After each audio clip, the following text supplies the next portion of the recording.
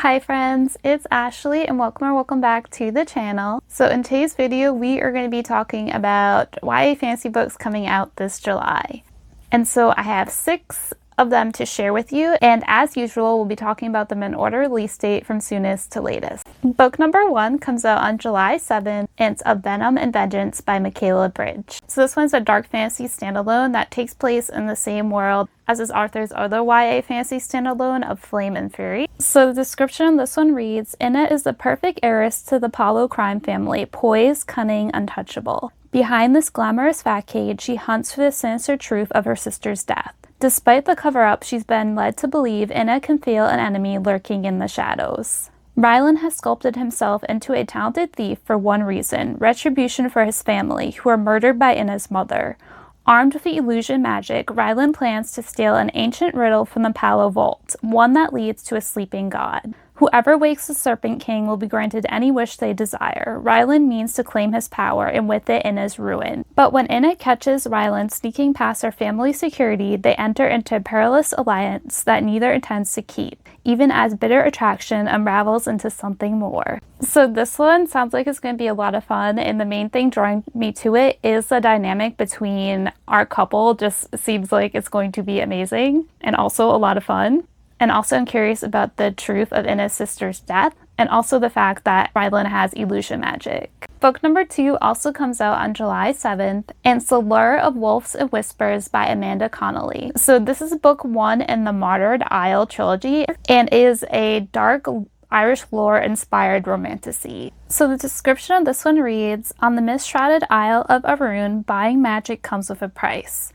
But when her beloved older sister is gravely injured, Maeve risks everything to buy the forbidden magic that might save her. In the exchange, Maeve trades her life to a ruthless and dangerously alluring rebel leader. Bound to do his bidding, Maeve finds herself thrown into a deadly competition to become the next queen and stand beside a prince rumored to be more brutal than his tyrannical father. With the Isle on the brink of war, trust and survival comes at a terrible cost, one that will tear Maeve's world and her heart in two. So this one, the description of it is very intriguing. I need to know more about this forbidden magic, and I need to know more about this dangerously alluring rebel leader. And also there's a competition in here, which I love books with competitions when they're done well, so that is also very promising. Book number 3 also comes out on July 7th, and it's Our Wicked Gifts by Kathryn Foxfield. So description of this one reads, Cicely is the black sheep daughter of the powerful Winter family, who made a deal with the devil in exchange for riches and ruthless magic. Soren is the boy her family banished to the underworld. Their fates intertwine when Cicely's loathsome Uncle Dorian winds up dead at a masquerade ball. Once overlooked for her lowly gift of discovering secrets, Cicely is now her family's only chance at survival, tasked with finding the killer before he takes out every last winter. With time running out, Cicely narrows her sights on Soren, who she suspects is back for vengeance. Yet the more Cicely investigates Soren and gets to know him, the more she begins to question how much family loyalty is worth. After all, when it comes to being a Winter, one can have love or power, but rarely both. So this one sounds like it's going to be very exciting and heart-pounding with the murder mystery that's going on in it. And also, I just want to know more about Cicely and her powers, and also more about this boy that her family sent to the underworld.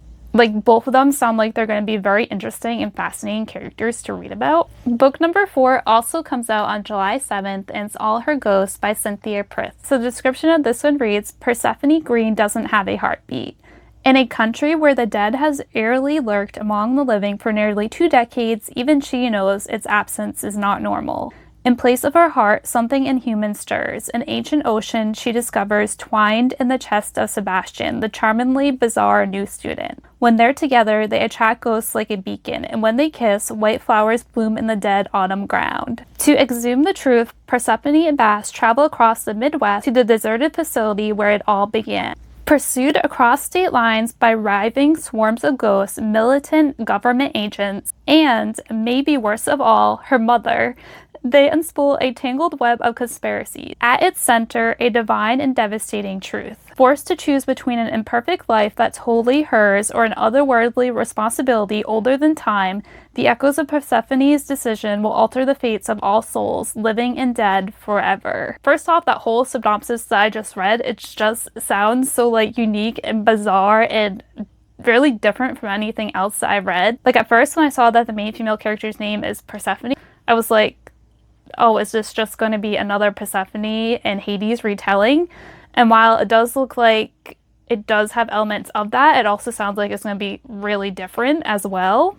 And so I'm just like super intrigued by the whole synopsis of this one. And this one sounds like it would be a really good read for fall and spooky season. Book number 5 comes out on July 14th and it's To Drown a Witch by Lindsey Olsson. So this one is the first book in a duology. The description reads, "In Godor, the witch is feared above all else.